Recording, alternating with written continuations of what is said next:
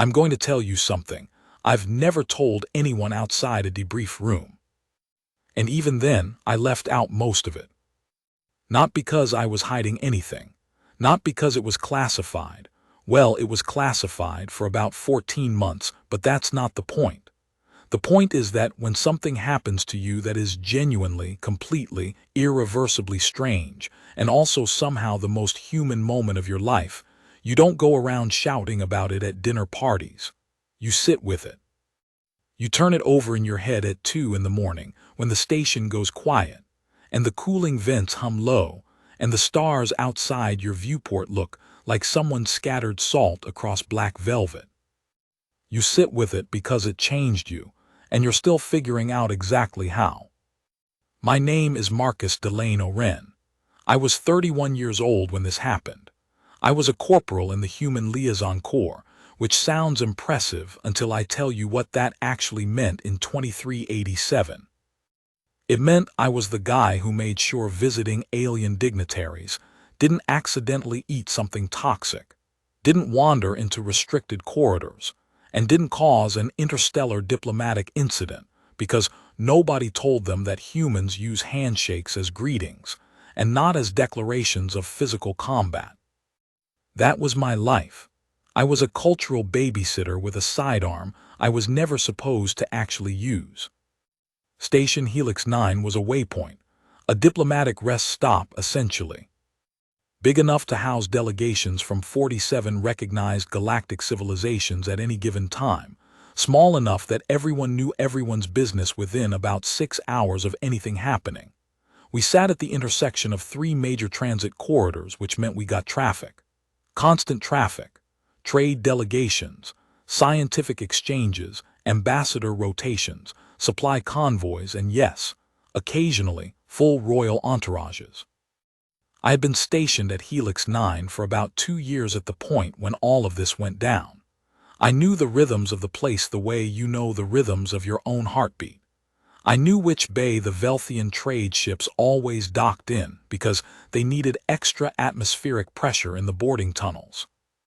I knew that the Sorvek delegation would always request the lower-level observation lounges because Sorvek biology meant they were sensitive to overhead artificial lighting.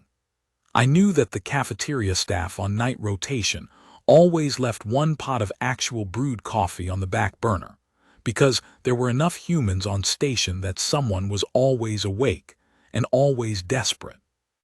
I knew this station. I loved this station in the tired, unglamorous way you love any place that becomes yours. And then the Vilthari arrived, and I realized I had known absolutely nothing. Let me tell you about the Vilthari, because if you've never met one, you need context. The Vilthari are, and I am choosing my words carefully here, breathtaking in a way that makes you feel slightly stupid for being breathtaking. They're tall. Not freakishly tall, but tall enough that you notice it immediately, tall enough that even the lower-ranking members of their delegation had this quiet, effortless presence that made you want to stand up straighter just by proximity. Their skin ranges from deep indigo to a kind of pale, luminescent silver, and it shifts slightly, not in a dramatic, glowing way, more like the way water looks different depending on how the light hits it. Their eyes are large, double-irised, and the inner iris tends to move independently, which means they can focus on 2 different things simultaneously, and they do it constantly. And it takes a while before you stop being unnerved by the fact that while they're looking at you, they're also looking at everything else in the room. Their hair, and I'm going to use that word loosely because technically it's a series of bioluminescent filaments that are connected to their emotional processing centers. Their hair reacts to their internal state. Happy, slow, warm gold pulses. Nervous, rapid blue-white flickers. Angry, deep, sustained crimson that tends to make nearby humans instinctively step backward, which the Velthari have noted with what I can only describe as amused contempt. They are, by any measure, one of the oldest spacefaring civilizations in this sector. They were building jump-capable vessels before humans had figured out agriculture. They've had FTL travel for roughly 8,000 years. They have technology that we still don't fully understand, and that they share with us only in carefully measured increments, the way you might give a toddler pieces of a puzzle one at a time, because if you give them all of it at once they'll shove the pieces in their mouth. They are, to put it plainly, the cool older sibling of the galactic community, and they know it.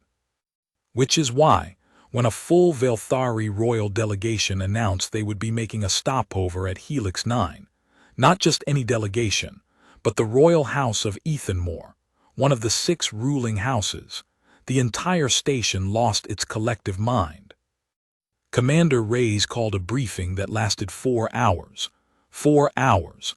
I have never sat in a 4-hour briefing in my life before or since. She went through every possible protocol, every documented Velthari cultural touchstone, every precedent from every prior human Velthari formal contact event. She assigned specific liaison officers to specific members of the delegation, and she did it with the kind of controlled panic that I recognized from watching her deal with emergencies. That flat, precise calm that meant she was absolutely terrified on the inside, and was converting it directly into organizational efficiency. My assignment, the secondary royal corridor, specifically the residential wing where the junior members of the royal family would be housed during the stopover. Junior members of the royal family. I noted that and filed it. Didn't seem like the highest stakes assignment. The Queen herself, Her Celestial Majesty Velthari Ethan Saravel II, which, yes, that is the full formal address, and yes, it took me 3 weeks to memorize it. The Queen would have 3 senior liaison officers rotating in 12-hour shifts. The King Consort had his own separate team. The Crown Prince had 2 people. I had the residential corridor for the secondary royals. I figured it would be quiet, dignified, manageable. I was catastrophically wrong. They arrived on day 209 at 600 station time, which meant I had been awake since 3:30 doing prep. The docking sequence alone was something. Velthari ships are beautiful in a way that is almost aggressive, all curved lines and iridescent hull material that shifts color as it moves through different lighting conditions. So the whole thing looked like a living thing as it came through the docking corridor. The atmospheric seals hissed and the boarding ramp extended, and then the advanced security team came through, which was 12 Velthari in armor that made our own security look like they were wearing cardboard, and they swept the entire arrival hall in about 4 minutes, with instruments I couldn't identify and couldn't legally examine. Then the delegation proper began to file in. There were 43 members of the royal entourage, total. I know this because I had the manifest memorized. Chief of Protocol, 12 diplomatic aides, 4 military attachés, personal staff for the various royal family members, medical personnel, cultural liaisons, and then, at the very end, walking together in a loose cluster that suggested either that they were comfortable with each other or that they had been told to stay together and were doing it reluctantly. The secondary royals. There were 5 of them. 3 were adults. I learned their names later and will use them. Lord Keithan, Lady Sorayath, and the Lord Scholar Perv, who was older and walked with a carved staff that was also apparently a computational instrument of some kind. The 4th was a young male, maybe 17 or 18 in equivalent human years, named Thessar, who had the look of someone who deeply did not want to be here and was making no effort to hide it. And the 5th was the one who changed everything. Her name, her official designation, was Princess Lyravale Ethanmore Saravel, 3rd daughter of the Celestial House. She was approximately 16 in equivalent human years. She was about 5 feet 8, which for Velthari her age made her one of the shorter ones. Her skin was a deep cobalt blue with silver undertones, and her filament hair was the color of pale seafoam at rest. She had her mother's double-irised eyes. I would learn this later, and her father's particular way of moving, which was less dignified royal glide and more organized chaos in motion. She was carrying under one arm what appeared to be a stuffed animal. I will say that again for emphasis.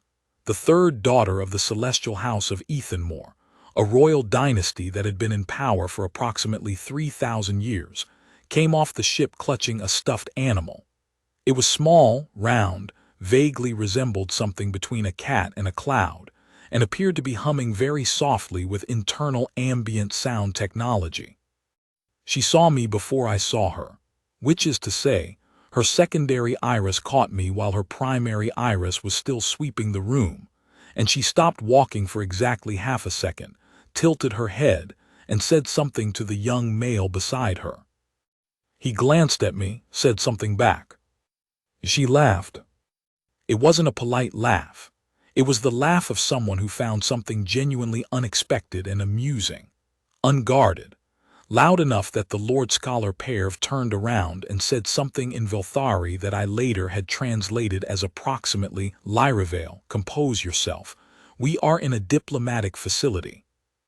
She composed herself technically. She stopped laughing. But the filament hair went warm gold, which I now knew meant happy, and the expression on her face was exactly the expression that every human 16-year-old has had at some point. The one that means I am perfectly behaved on the outside, and on the inside I am completely unmanageable. I was in trouble, and I didn't know it yet. The first 3 hours of the stopover were procedurally fine.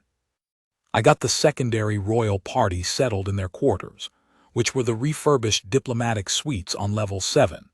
Helix 9 had basically stripped and rebuilt those rooms in the preceding 2 weeks to meet Velthari atmospheric and environmental preferences, which included specific light spectrum adjustments, a humidity level that was perceptibly higher than the rest of the station, and flooring materials that apparently resonated correctly with Velthari bone structure.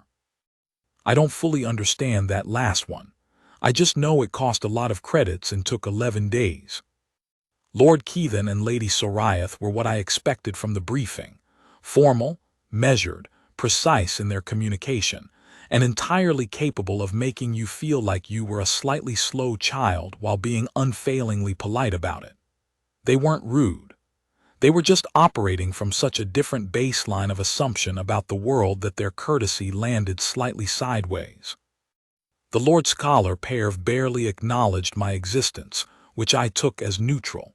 His attention was on his staff computer and whatever he was working on, and as long as his environmental requirements were met, he appeared content to be invisible. Thessar, the teenage male, disappeared into his quarters within about 8 minutes of arrival and didn't come out again for several hours. I related to this energy deeply. And then there was Lyravale, who did not go to her quarters, who stood in the common area of the level 7 residential wing, looking at everything with the focused, hungry attention of someone who had been told their whole life that they would see this place eventually, and was now cataloging the reality of it against whatever they'd imagined. She walked around the perimeter of the room slowly. She stopped at the viewport and looked out at the stars for a long moment. She pressed her hand against the wall panel and watched the lights adjust, pulled her hand back, and did it again. Then she looked at me. "Your kind builds things differently than I expected," she said. This was in Standard, which, I should mention, she spoke perfectly. The Velthari learned Standard early.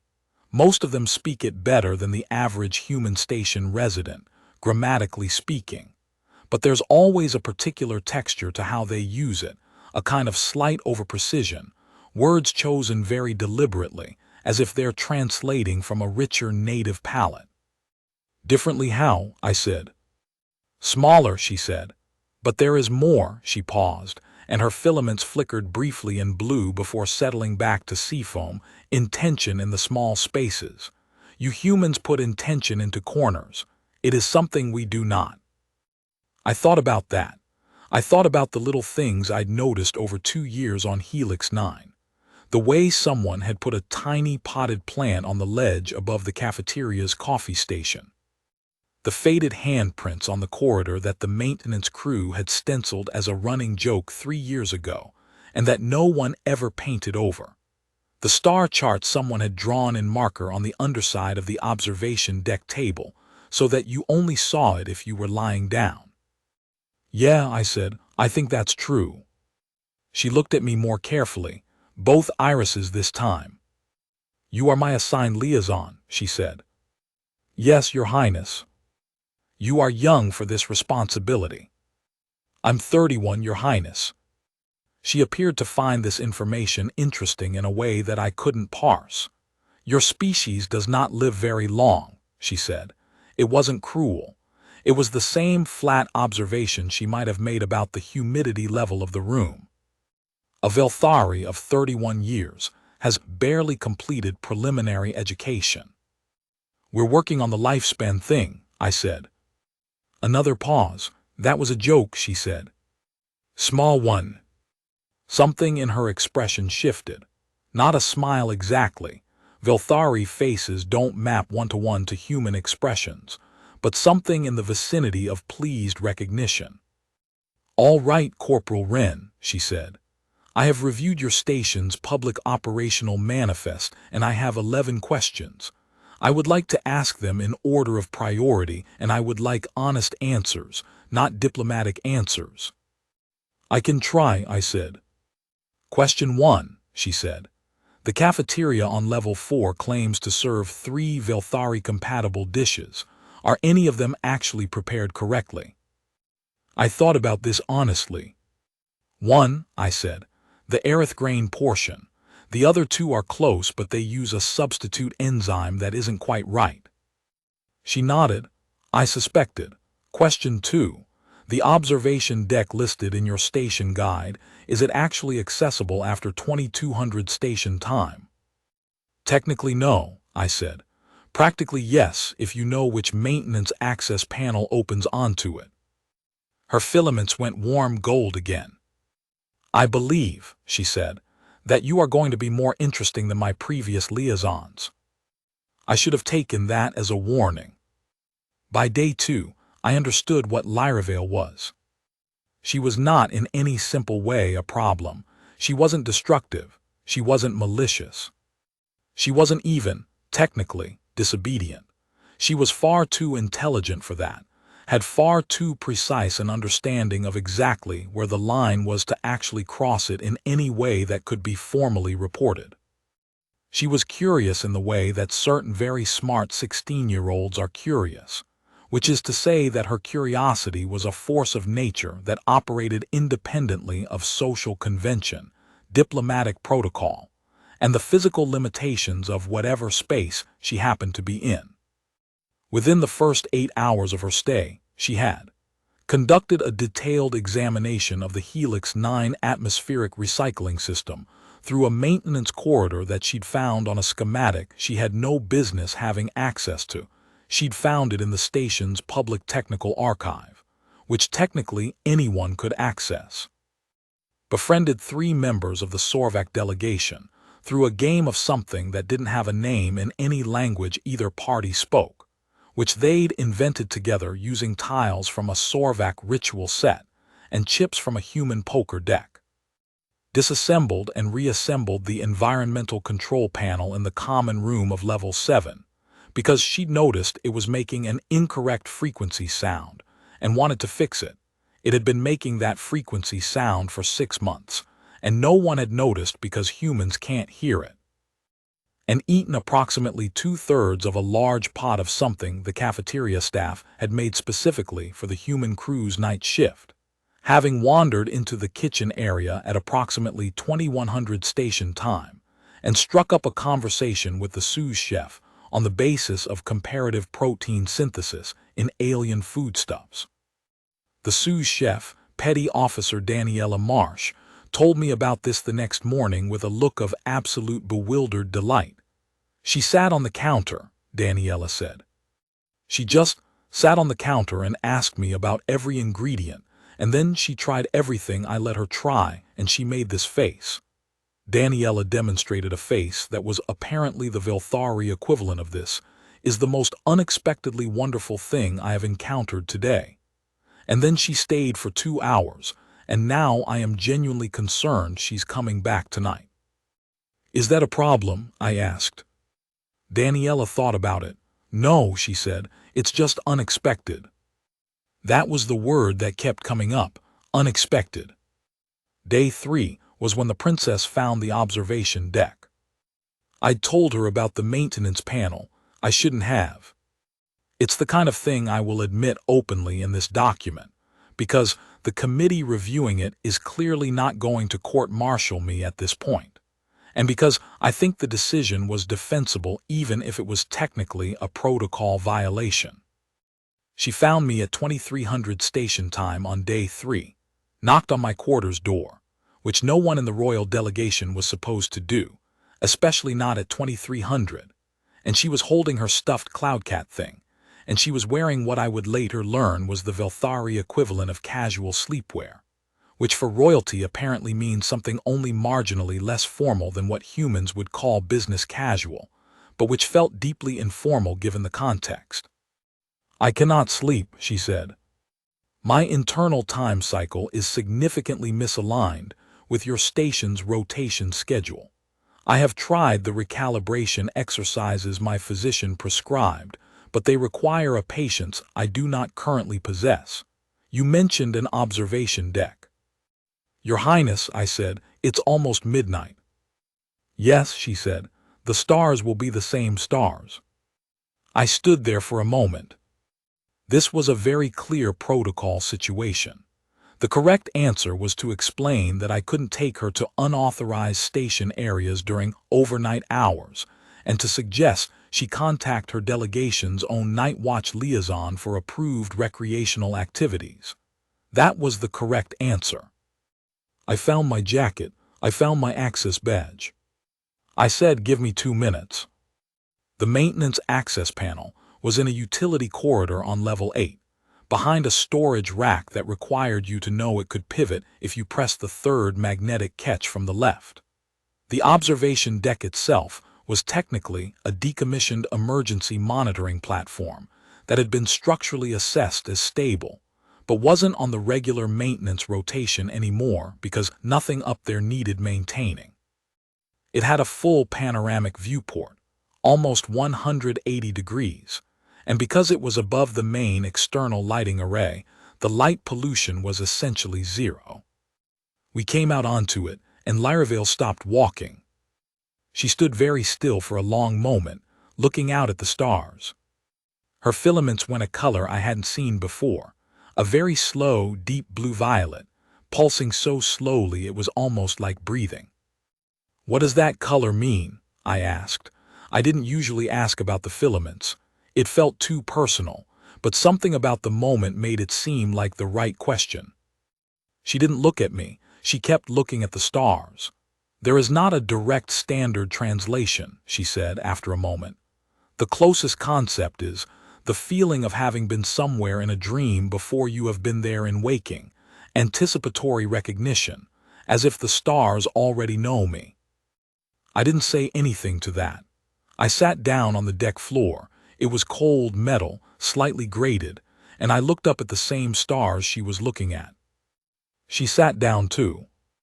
Not immediately and not next to me, about 3 feet away, which for Velthari's social distance meant something like comfortable proximity without intimacy, and she held her cloudcat in her lap, and we both looked at the stars.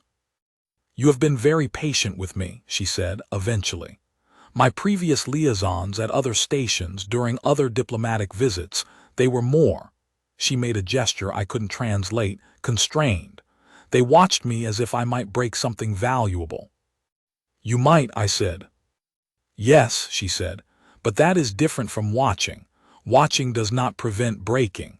Watching only means someone can report the break occurred." "Fair point." "You engage," she said. "You answer actual questions. You took me to the kitchen area. You are here now." A pause. "Why?" I thought about it honestly. "Because I think you're bored," I said. "And I think bored, brilliant people do things that are worse than sitting on a kitchen counter or looking at stars." She thought about that. "That is a practical reason," she said. "It's also," I stopped. "It's also because you're interesting," I said. "And I've been doing this job for 2 years, and most diplomatic visits are not interesting. They're procedural, they're fine. But they're not. I searched for the word she'd used. They don't have intention in the corners. Her filaments went warm gold, and she made a sound that I recognized by then as the Velthari equivalent of quiet laughter. We sat on the observation deck for about 2 hours. She asked me 47 questions in that time.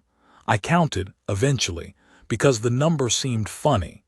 About Earth, about human history, about what it had been like when humans first reached space, about what it felt like to know that your civilization was young in a galaxy full of ancient things. She asked me about music, and I hummed a song my grandmother used to sing, because I couldn't think of anything else, and she listened with absolute focused attention, and then said, "The interval structure is emotionally legible in a way I did not expect from your species' acoustic range." I told her I'd pass that along to the music community, and she looked at me with both irises, and then understood it was a joke, and made the sound again. Eventually, it was past 100, she started to slow down. The questions came less frequently. The silences got longer. Her filaments dimmed gradually to a very soft, steady seafoam. I was sitting with my back against the viewport support strut, watching the stars, thinking about nothing in particular. I wasn't even thinking about protocol or the morning shift or the fact that I was technically violating about 4 regulations simultaneously. And then I realized she'd gone quiet. I looked over. Lyra Vale, third daughter of the celestial house of Ethanmore, was asleep. She had, at some point in the last few minutes, gradually tilted sideways. She was asleep sitting up, which apparently Velthari can do. I knew this from the briefing notes. But she had tilted past vertical, and the thing she'd tilted against was my shoulder. She was asleep on my shoulder. Her filaments had gone to a slow, steady, warm gold rose. Her cloud cat was still in her lap. She was breathing in a slow rhythm that wasn't quite human, but was close enough to be readable. I sat absolutely still. I did not move for approximately 40 minutes. I know it was 40 minutes because I watched the chronometer on my wrist, and I counted every single one of those minutes, and I thought about every single regulation I was currently violating. And I also could not bring myself to wake her up because she was clearly exhausted from 3 days of constant sensory intake and constant intellectually. And she was also a kid, just a kid, 16 years old, and on a diplomatic visit that she clearly found suffocating under all the curiosity. And she was asleep. So I sat there. At 1:48 station time, my comm unit buzzed. Silently, I'd switched it to vibration at some point, thank everything, and the message was from Lieutenant Okafor, the Night Watch Coordinator. Ren, Ethanmore Secondary Delegation conducting bed check. Princess Lyravale not in quarters. Location. I stared at that message for about 4 seconds. Then I typed back, Observation Platform 8C Medical Situation Minor, requesting quiet response. Do not alert senior delegation. I held my breath. The reply came 45 seconds later. Copy. Okafor en route personally. Sit tight. Okafor showed up 11 minutes later through the maintenance panel.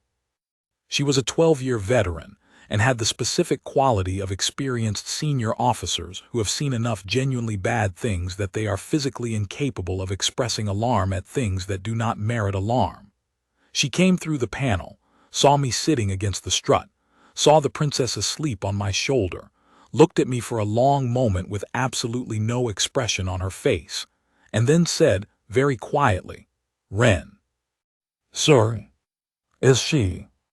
Just asleep, time cycle displacement, she couldn't sleep in her quarters. Okafor looked at the sleeping princess for another moment. She looked at me, she looked at the stars. She said, in a tone that I will never forget for the rest of my life, this is going to be a thing. Sir, she is the third daughter of the celestial house, and she is asleep on your shoulder on an unauthorized observation platform at 2 in the morning, and at some point she is going to wake up, and then I need to figure out how to write this in a report. A pause. That's what I mean. This is going to be a thing. I started to say something about how we could just, and then Lyravale shifted slightly and made a small sound, and both Akafar and I went completely still like that was going to help anything. The princess did not wake up. We waited another 10 minutes. She needs to be back in her quarters before the morning shift, Akafar said, very quietly. I know, I said. How do you propose to do that without waking her? I thought about this. I don't, I said. I think she wakes up and we explain it.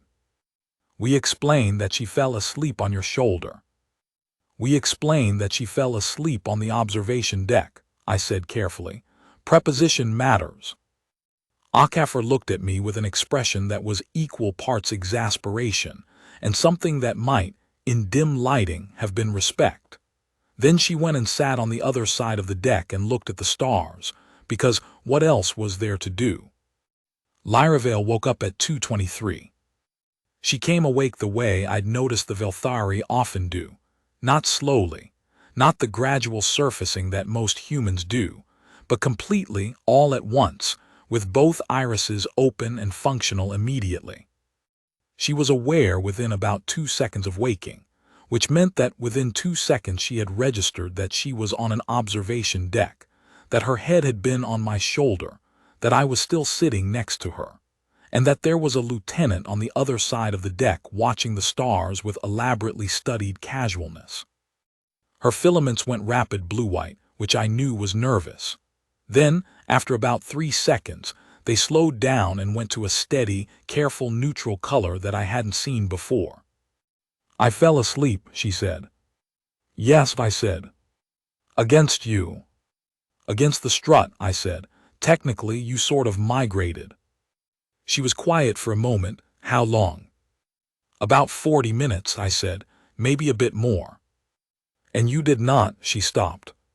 You stayed still. You needed the sleep. She looked at me with both irises for a long moment. Then she looked at Akafar. Your superior. Night Watch Coordinator, I said. Lieutenant Akafar. She came to help sort out the logistics of getting you back to your quarters. Lyravale stood up. She was fully composed, royal poise in effect, whatever had been vulnerable about her in sleep tucked away cleanly. She picked up her cloud cat.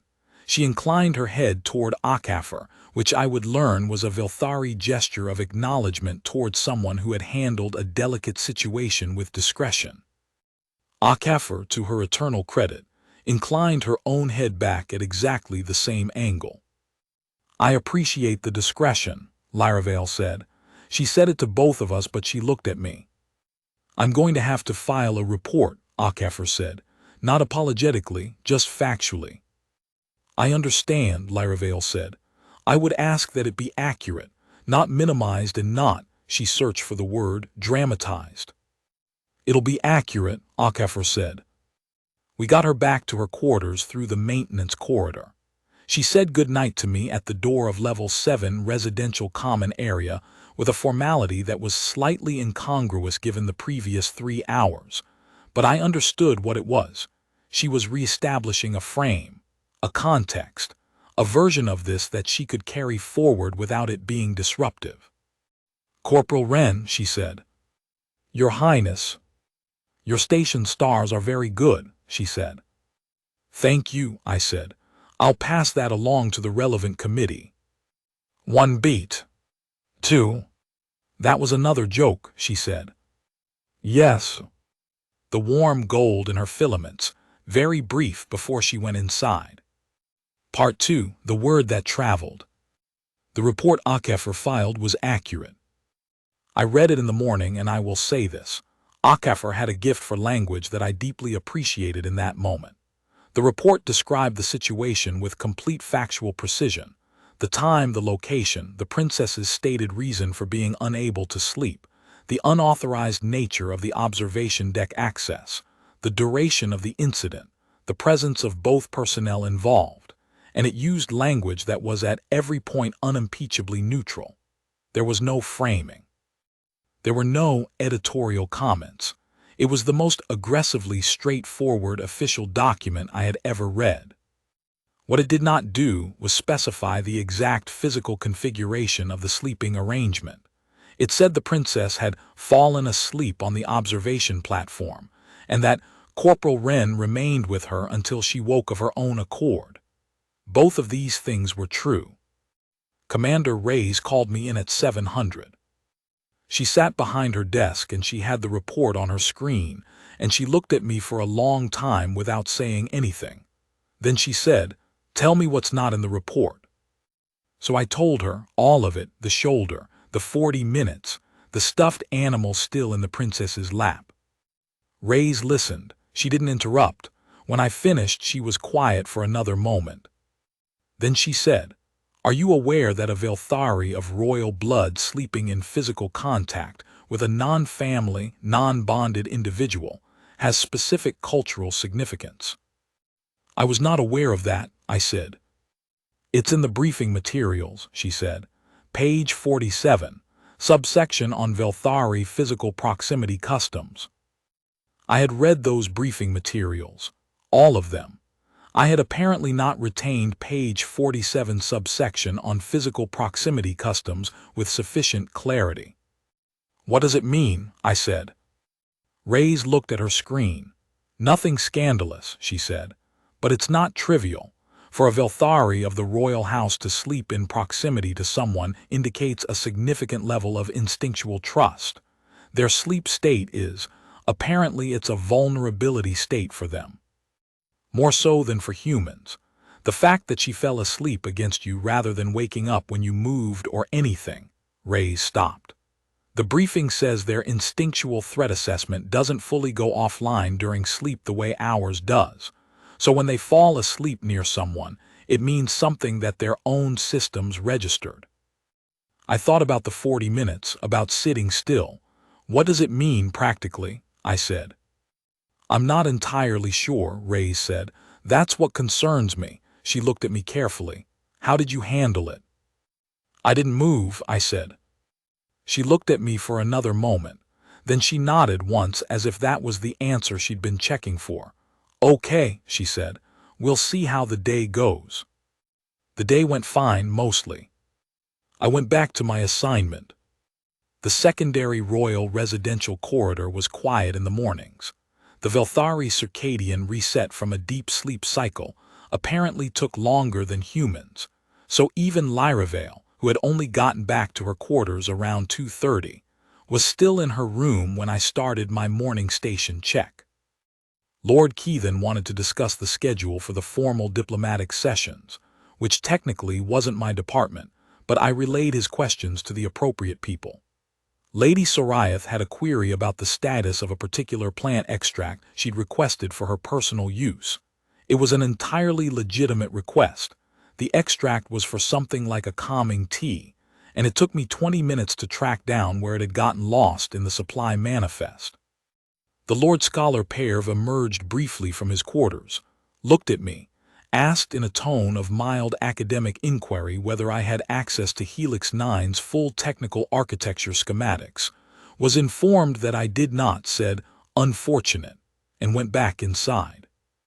Thessar appeared around 1100, looked at me, said "Morning," and then disappeared in the direction of the gaming lounge that we'd set up for the younger delegation members, where he would spend approximately 6 hours learning to play something called stratosphere chess with 2 of the Tolith engineering attachés. And then at around 11:30, Lyravale came out. She was in full formal wear, not the soft sleepwear of the night before, but the layered, structured garments that Velthari royals wore for public appearances. It was navy and silver, and the shoulder accoutrements were this complicated origami of material that I later learned indicated her specific house rank. Her filaments were arranged. They can apparently be arranged, styled in the way hair can be styled, though the technology involved is biological rather than cosmetic, in a high, contained configuration that read as formal. She looked completely different. Not different in a bad way, just the version of her I'd been seeing for 3 days was informal in ways I hadn't realized until I saw the formal version and understood the contrast. This was Princess Lyravale of the Celestial House. This was the royal. The other version, the one sitting on a kitchen counter asking questions about protein synthesis, the one asking me if the cafeteria food was actually right, the one asleep on the observation deck. That version existed in the same person, and they were both real, but this was the public-facing architecture. She walked past me, inclined her head slightly, appropriate public acknowledgement, measured and correct, and proceeded down the corridor toward the elevator. I fell into step behind her at the correct 3-pace distance. "How are you this morning, Your Highness?" I said. "Sufficiently rested," she said. "I find that even a short period of effective sleep in the correct setting recalibrates the internal cycle considerably." "Good," I said. "Good," she said.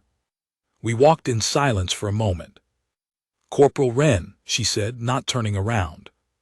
"Your Highness, do you think the observation deck will be accessible again tonight?" Very formal tone, very precise phrasing, just a question about logistical access to a facility. "I think that could be arranged," I said. The filaments that I could see from behind, the lowest edge of them at the back of her neck, went briefly, barely perceptibly, warm gold. Then we reached the elevator and went to the formal morning proceedings and were completely professional for the next 8 hours. That night, 2200 station time, she knocked on my door again. This time she was in the sleepwear, no formal architecture. The cloud cat was under her arm. She also had, which I had not expected, a kind of thermos container that turned out to hold 2 servings of something warm, the Velthari grain drink, which I'd been given the option of trying once before. Tastes like if you mixed green tea with something that has a faint, sweet, metallic undertone, and it is genuinely not bad. "I brought 2, she said, holding up the thermos. "Daniela in the kitchen told me you were partial to hot beverages in the evening." "Daniela, of course." I took one of the cups. "Thank you," I said. "I also have." She reached into a pocket of the sleepwear and produced a folded piece of material that turned out to be a small blanket, the Velthari kind, very thin but apparently with some kind of thermal retention property. "This, for the deck." The floor was cold. "You've been thinking about this," I said. "I think about most things in advance," she said. "It is a habit. I am told it is both an asset and an irritation, depending on whom you ask." We went to the observation deck. We sat. We drank the warm drinks. She asked more questions. Tonight it was about human history, specifically about the period between roughly 2100 and 2200, the years when humanity had first made serious contact with the galactic community and had gone through what the historians called the adjustment century. She asked about it not the way it was taught in school, the clean narrative arc of challenge overcome, but about the actual human experience of it. What had it felt like from the inside? What had people been afraid of? What had surprised them in the end? I told her what I knew. I told her what my grandmother, the one who'd sung the songs, had told me about her grandmother, who had been a child during the first confirmed contact. I told her about the specific human fear, not just of being overwhelmed by larger civilizations, but of being irrelevant, of having spent all of recorded history believing you were the pinnacle of something, and then discovering you were a small yellow sun in a galaxy full of stars. "And did it feel that way?" she asked. "As time passed, irrelevant?" "Some people think so," I said. "I don't." "Why not?" I thought about it. "Because you're asking," I said. "You came all the way across several transit corridors and you're sitting on a decommissioned observation deck at," I checked my wrist, "11:45 at night, drinking Velthari grain tea and asking me about what it felt like to be human during the adjustment century. You're 8,000 years more advanced than us technologically. Your civilization has seen things that ours hasn't even classified yet, and you're still asking." I paused. "Something that asks is interested. Something that's interested doesn't find you irrelevant." She was quiet for a long time. Her filaments did the blue-violet again, the dream recognition color. My tutors tell me that human civilization is a curiosity case, she said, eventually. That you are interesting precisely because you are young and variable and unpredictable. That curiosity about humans is, she searched for the word, academically legitimate but not. Another pause. Not something that should shape policy, because you will either stabilize into something more predictable or you will not. And either way, the long arc of galactic history does not alter significantly. And what do you think? I said. She considered. I think my tutors are looking at a very long arc, she said. And sometimes the long arc causes you to miss what is directly in front of you. Which is? She looked at me with both irises. In the starlight, which was not much light but was very pure, her eyes caught something and held it. That humans put intention in corners, she said. That you are 31 years old and will not live as long as my tutor's notes about you will sit in an archive, and that when I asked you why you stayed still for 40 minutes while I was asleep, you said because I needed the sleep. Not because of protocol, not because of diplomatic consequence, because I needed the sleep. She looked back at the stars. I find that significant.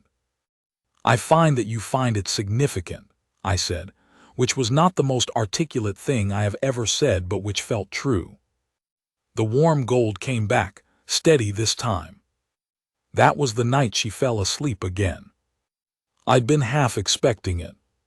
She'd been fighting the time cycle displacement for days, and the observation deck clearly did something for her that her quarters didn't. Maybe the viewport, maybe the reduced artificial light spectrum, maybe just the absence of the formal pressure she was under during waking hours. Whatever it was, she went quiet around 30, and by 45 she was asleep.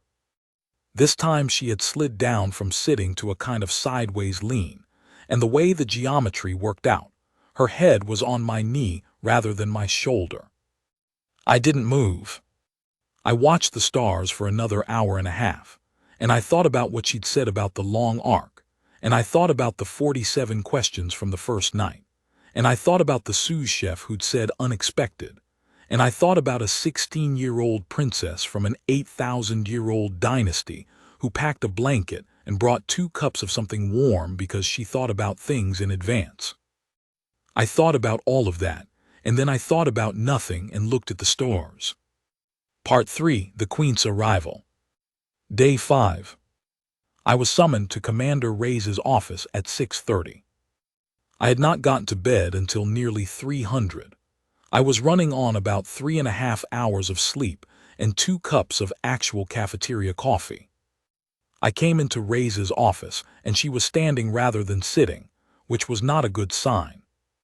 "We have a change to the schedule," she said. "All right," I said.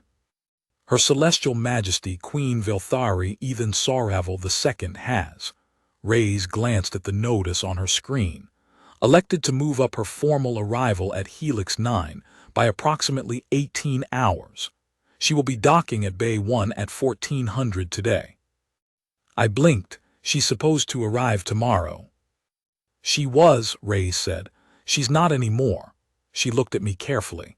"Ren, I'm going to tell you something and I need you to not have a visible reaction to it." "All right," I said.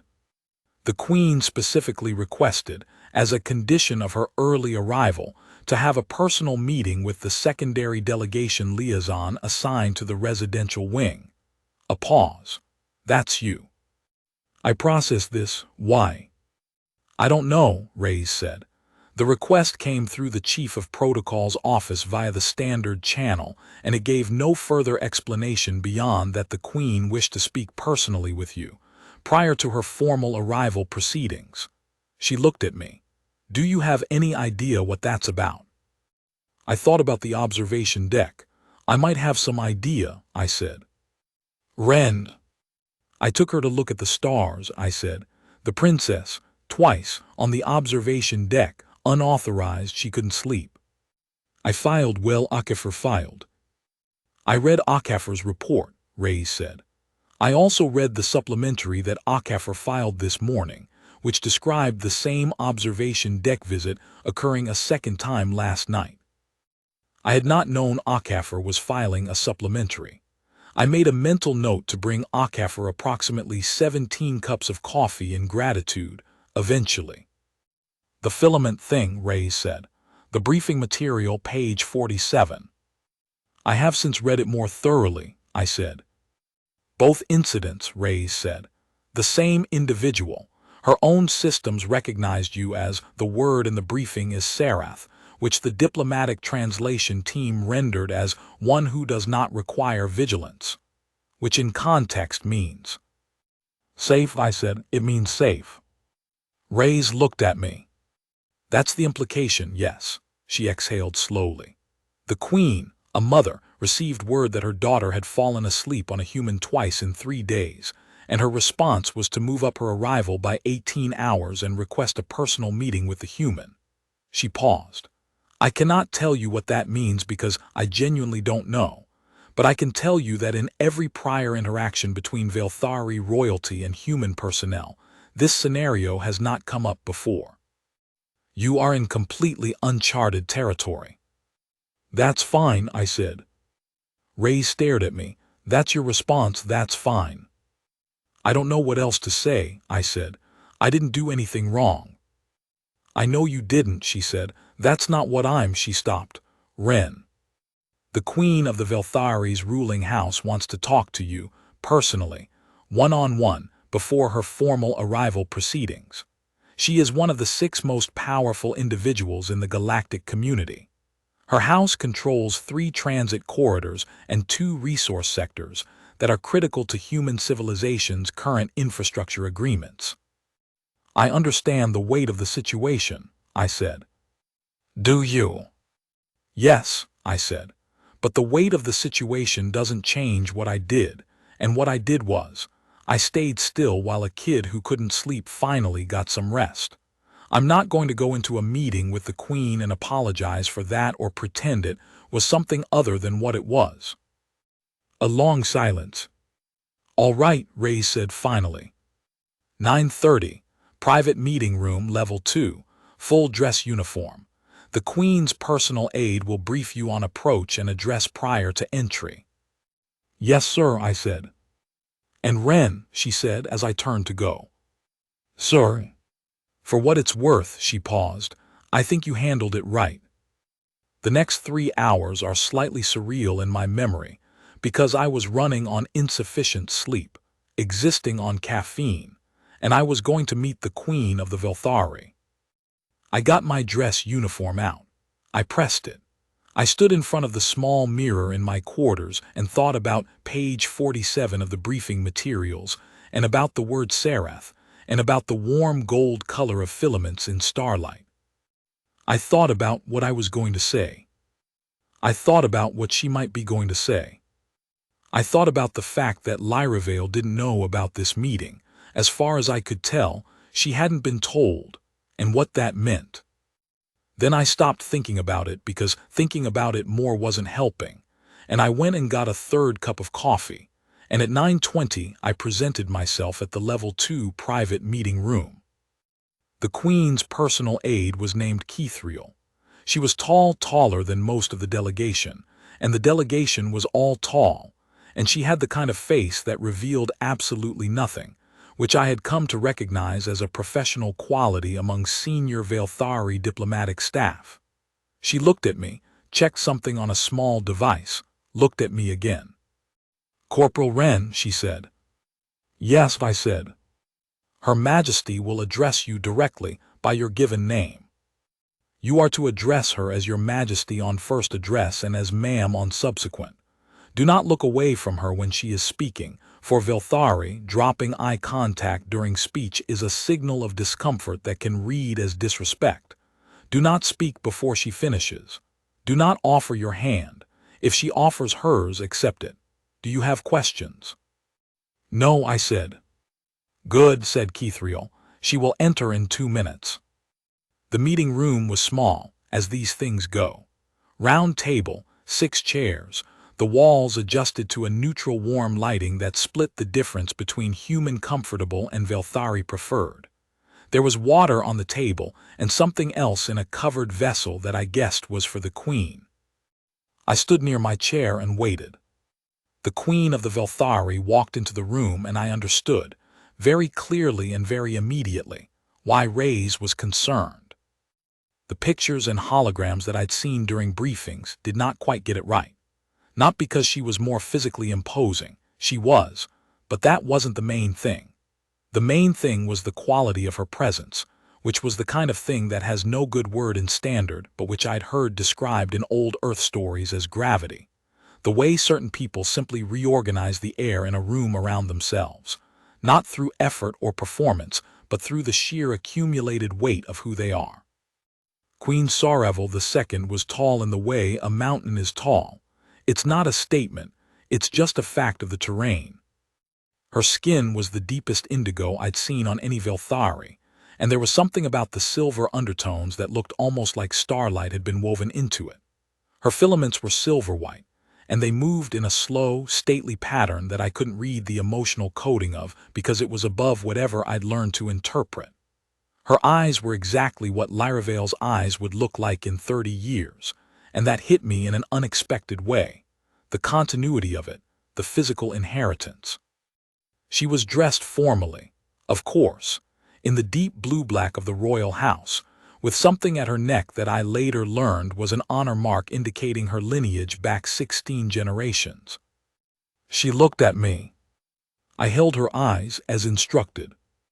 "Corporal Wren," she said. "Your Majesty," I said. She sat. The single aide who had accompanied her stood near the door. I sat when she indicated I should, which I managed to do without embarrassing myself, which felt like an achievement. For a moment she simply looked at me, and I understood that she was doing something that Velthari do, the double iris full attention focus, both irises directed at the same point, which among their kind is apparently reserved for moments of genuine concentrated assessment. You didn't get that look at a casual diplomatic reception. You got it when someone wanted to see you completely. "Tell me," she said, "about the observation deck." So I told her. I told her everything, the same way I'd told Reyes, and I didn't minimize any of it, and I didn't dramatize any of it. I told her about the first night, about the 47 questions, about the stuffed animal, about sitting still for 40 minutes. I told her about the second night, the thermos and the blanket, the conversation about the adjustment century. I told her what Lyravale had said about the long arc and about intention in corners. I told her what I'd said back. I told her about the warm gold in the filaments in the starlight. When I finished, there was a silence. The queen looked at me for a long time. Her filaments, I couldn't read the specific state, but something in their movement pattern changed. Slowed. Something shifted in her expression that I did not have the cultural vocabulary to fully interpret, but which registered in some deep, non-verbal human part of me as significant. "She packed a blanket," the queen said. "Yes," I said, "and brought 2 cups of the grain drink. She said the floor was cold and that she thought about things in advance." Something happened in the queen's eyes. Something I was not expecting. Something that I recognized across every cultural difference, across 8,000 years of civilizational development, across every possible gap between her world and mine. Something that was recognizable because it was one of the most human things in existence, even when it appeared in the eyes of someone who had never been human. It was the look of a mother who has just heard something about her child that she did not know. That tells her something important. That makes her understand something she has been trying to understand. She was quiet for a long moment. "My daughter," she said, and then stopped. She looked at her hands briefly, then back at me. "My daughter is," she paused again, choosing her words with the deliberateness of someone for whom language is very precise and very important. "She is the most herself when she is not being watched. Do you understand what I mean by that?" "Yes," I said, "I think I do." "Most of what she sees in formal settings are people who watch," the queen said, "who watch precisely because she might break something valuable, as she has apparently put it herself." A pause. She has been on 4 official diplomatic visits. She has been contained on all of them, correct, present, but not. Another pause, not herself. Watching does not prevent breaking. Watching only means someone can report the break occurred. She was quoting Lyravale back at me, which meant Lyravale had told her, or someone had, and the Queen had talked to her daughter. That's what she told me, I said. Yes, the Queen said, and she told me that you agreed. She looked at me carefully. Why did you agree? Because it's true, I said. The Queen was quiet again. Your briefing materials, she said eventually, describe the concept of Sarath. Yes, Your Majesty. It is not a small thing, she said. I want you to understand that. It is not. It does not mean simply that she was comfortable with you. The word in its full meaning is, it describes a category of person that a Velthari's most fundamental systems recognize as trustworthy, not intellectually. Not because they seem nice or because they have good credentials, because something instinctual, something very old and very deep, does not raise any flag. She looked at me with both irises. A royal Velthari reaching adulthood will typically have encountered that recognition, that full instinctual trust, in perhaps 8 to 12 individuals in their life. Most of them are family. Most of them are people they have known for years. I didn't say anything. I was listening very carefully. She has known you, the Queen said, for 3 days. Another silence. I do not know what to make of you, Corporal Wren, she said. And the way she said it, it was not an accusation or confusion. It was something more like honest admission. I have been thinking about what to say to you since I received the information about the observation deck, and I have not. I am not in the habit of uncertainty. It is a quality I value, but I do not often experience. I'm not entirely sure what to make of the situation either, I said, if that's any help. She looked at me for a long moment. And then Queen Velthari Ethan Saravel II did something that, according to everyone I've told this story to since, was the most unexpected thing in the whole unexpected series of events. She laughed. Not a polite diplomatic sound, not a soft, managed expression of amusement. She laughed, genuinely, fully, the way Lyravale had laughed on the first day in the arrival hall, unguarded and immediate and real. It was a completely undefended sound, and it lasted for about 3 seconds, and then she collected herself. But she was still smiling, in the Velthari way, not exactly mapped to a human smile, but unmistakably the equivalent. She gets that from me, she said, the directness. I can see that, I said. My protocol staff will be appalled that I laughed, she said, and she said it with a lightness that was entirely different from the formal gravity of the last 15 minutes. I try not to do it in official proceedings. It unnerves people. It seems like a useful quality, I said. On occasion, she said, she looked at me, Corporal Wren. I am going to say something to you that is not standard protocol, and which I will not be repeating in any official capacity. Yes, Your Majesty, I said. What you did, she said, on that observation deck, staying still, not reporting it immediately, not waking her, not making a formal situation out of a human moment, she paused. That was the correct thing, and it was not nothing.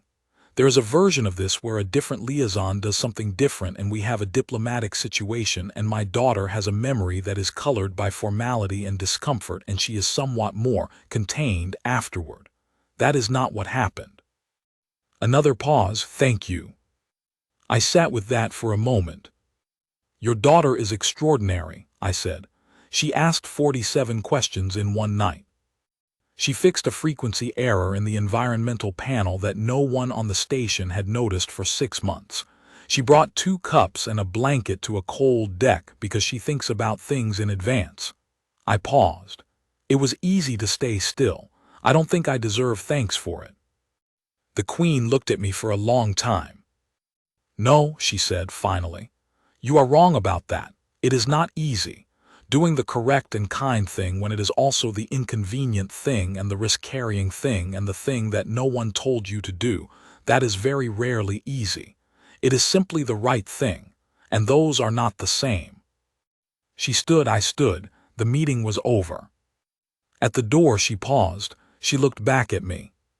My daughter told me that you said her civilization stars were very good. She said my station stars were very good, actually, I said. I told her I'd pass that along to the relevant committee. The Queen looked at me. For just a moment before she composed herself back into the formal gravity of her public role, her filaments went briefly, barely perceptibly, warm gold. She gets the humor from her father, she said, but the laugh from me. And then she walked out, and Keithriel closed the door, and I sat back down in the chair for about 5 minutes and did nothing except breathe.